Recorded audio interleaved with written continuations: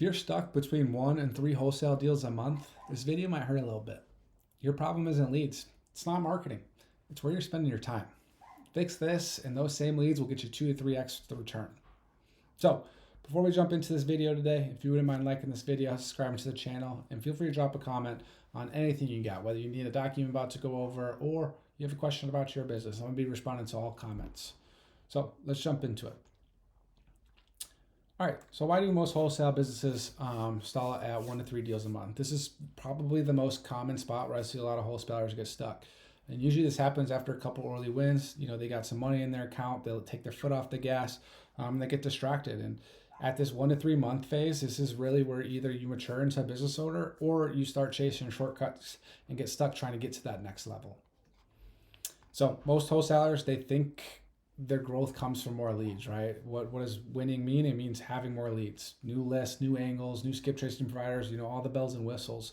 And lead flow, again, it will cover your flaws and it will work. But if you want to have a better operation, you have to think of things this way. Marketing is the funnel and operations is the output. So you could have a really good funnel producing on those leads. And again, it will cover up your issues. But if you don't have the right operation set and the process is set, that's where you're going to start burning your marketing money. And again, you still may be profitable spending, but you won't be able to maximize your ROI without having the right process.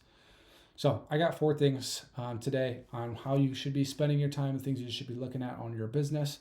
So the first thing, and again, let me get this formatted. You guys know I like things to be perfect. So first one is having no real sales process.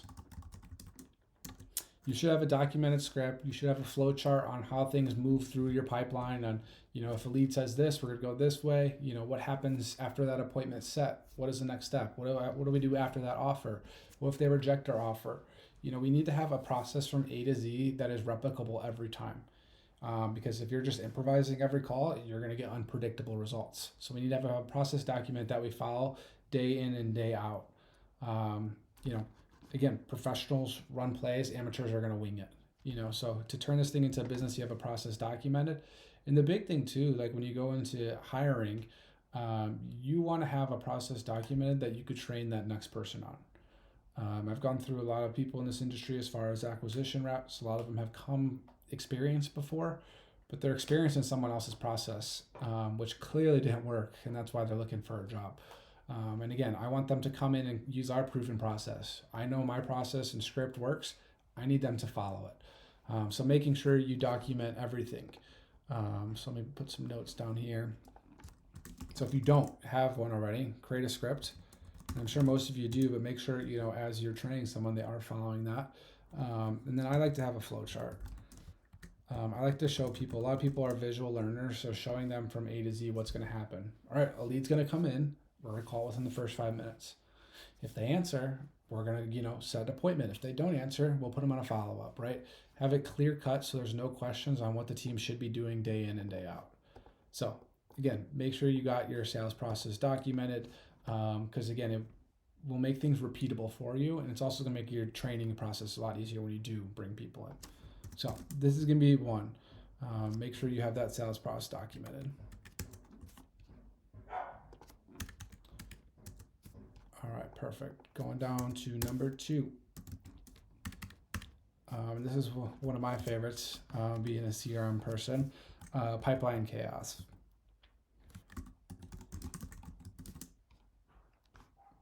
Like one of my favorite questions to ask people is, can you tell me where every lead is in the pipeline? Show me where all your negotiations are. Show me where all your hot follow-ups are. Do you schedule tasks for these people?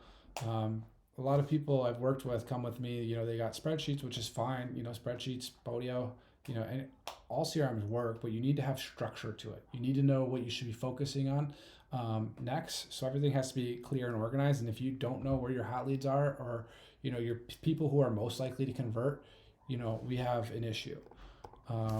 Let me find my CRM doc that I created.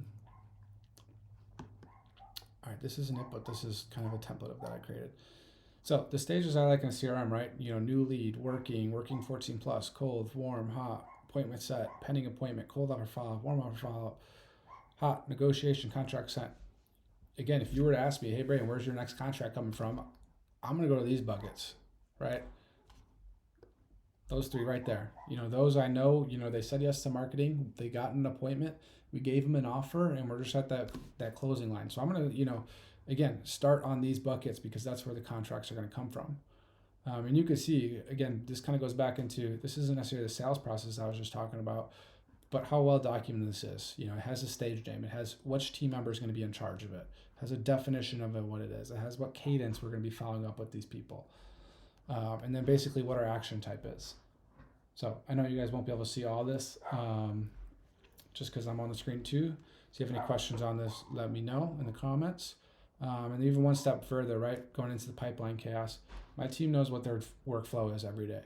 So my appointment setter, lead managers, they're going to come in. They're going to make sure that new lead bucket's cleared out. Then they're going to go into the hot offer follow-up. They're going to go into our missed appointments, which is pending appointments. They're going to go into our uncontacted bucket. Then they're going to go to the warm, right? So there's no question on what they should be doing day in and day out. Acquisition, same thing. New leads cleared out, contract sense, negotiation, hot offer follow-up. Again, those three buckets I just told you on where the contracts are going to be coming from, and then work their way down to more of the colder stuff. So you need to have a structured process within your pipeline chaos to remove the pipeline chaos, So, having stages that are detailed, making sure we're moving people to the right stages on what our follow-up should be. That way there's no questions on what you need to be working on. 3, no KPIs. Again, if you were to come to me and you had questions on your business, I'm going to ask for your KPIs. Because sometimes what you think is your issue isn't your issue. And this happens with my business too. Sometimes I'm like, oh, this is my issue. I take it to my mentor and talk with them. And guess what? That is not actually my issue, right? He looks at my numbers and says, hey, here's your bottleneck. But the only way to know what your bottleneck is you need to be able to track your numbers, right? You need to know, how many conversations by channel, like your conversions, your lead to net lead or net lead to appointment. What is your conversion by marketing channel if you're running multiple marketings? What's your lead per contract rate, cost per contract, cost per deal? If you don't know these numbers, you're guessing. And feelings don't scale, numbers do. So we need to know your numbers. And to show you an example, I should have a sheet here. Nope. Let me find that really quick. I want to show you an example on kind of what the KPI sheet should look like. I got my CRM structured, right, to be able to pull these numbers exactly how I have them on the sheet. But I want to show you an example. All right, that's view only. That is not going to work for what we want to do. So let me just pull it up right here. So these numbers right here are actually my operation. This is what happened last week. So here's kind of what we saw, right? All right, our lead number was low. I would love that to be much higher, and we are fixing that. Our net lead number was a little bit low. Our appointment number, and let me pull this up too. Because this is just like a templated sheet, and I want to show you guys what mine actually map out to at the moment. So I'm going to pull my real one. So we're at 25, 15, 8, 7, 2. Okay, perfect. So we are right. All right, so you can see I'm just going to go through and color code these on if we hit our goals or if we didn't to be able to find my issues. All right, right. So not a fantastic week. We were light on the leads. We were able to still get a contract, which is great. Fell a little short on where we were. But a lot of people are going to look at this and be like, oh, yeah, well, you fell short on your leads, right? Like, oh, you had 17, you're wanting to get 25. Yes, that is the case. But to me, when you actually find your conversions by channel here,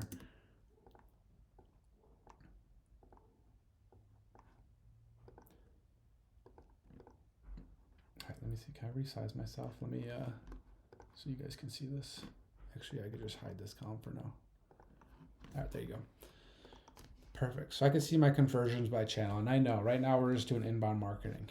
And I know our lead to net lead is going to be around, 50, 55, 60%. So this isn't far off, right? So that's good. So when the leads come in, we are getting in touch with them. We're doing a fantastic job of combing the system and finding more appointments. That's why we're at 122%. But we're, in my opinion, the biggest issue is this number right here. Offer number is good, but this number is way off, right? We should be closer to 80%. We're making offers on everything, even if we're far off. I want to show these sellers that we're serious. Hey, here's what we would buy your house for, rather than just saying, not a good fit, buy, pass them along, right? So we want to make offers on everything. So I went through after this, how I would correct this. I went through all my appointment sets. I went through all 11 of them and said, hey, what happened to these? Why didn't they get an offer? A lot of them were just because the team wasn't following the process. They weren't moving it to the next stage. They weren't following up on the schedule. There's a few no-shows because messages weren't sent. So, again, looking at this, a lot of people be like, you need more leads. And we do. We're working on that. But ultimately, the bigger issue, because, again, our conversion's good, is our lead to offer rate, right? Again, appointments, they already said yes to marketing. They said yes to hearing an offer. They're getting to this offer stage and falling off. We need to step it up, be a little bit better at that spot. So this is kind of how I would track my numbers, and this is how it gives me visibility, right? Because again, we hit our offer number. We still got a contract last week, and a lot of people would be thrilled about that, but we should probably have 2 contracts if we offered at closer to 80% and closed at around 20%. So we should have 2 contracts last week, but we fell short because we didn't follow the process that we had set. So being able to track that gives me that clear visibility into the business to know, hey, we need to double down on this area and fix that. Because again, sometimes what you think is your issue isn't your issue, and you're just guessing, So again, feelings don't scale, numbers do. All right, so knowing your KPIs is number 3. And then jumping down to the last point is going to be shiny object syndrome. Basically working on the wrong things. Most wholesalers are busy, but they're not effective. They're spending their time rebuilding websites, switching CRMs every 90 days, obsessing over logos, tools, maybe merch, right?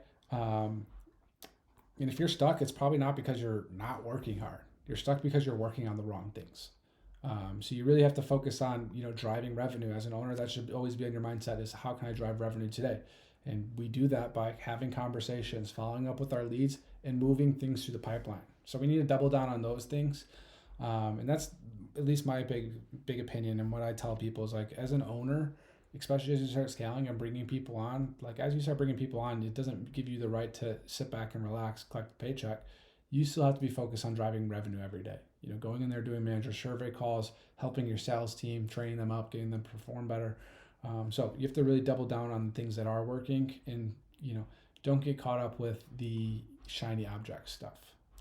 So again, most wholesalers don't fail from the lack of effort, they fail from the lack of focus. So stop chasing that next tactic and start mastering execution. The same leads can do more when the system is right. So really double down on things that are working. I always say is all marketing channels work, right? You're going to see Instagram posts, TikToks, YouTube, wherever you're getting your content from, of people talking about this next marketing source that's working. They all work.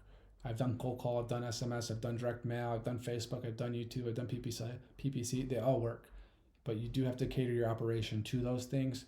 So I'd rather double down on I know what's working versus, trying a shiny object of something that's working for somebody else. So if it's working for you, double down on it.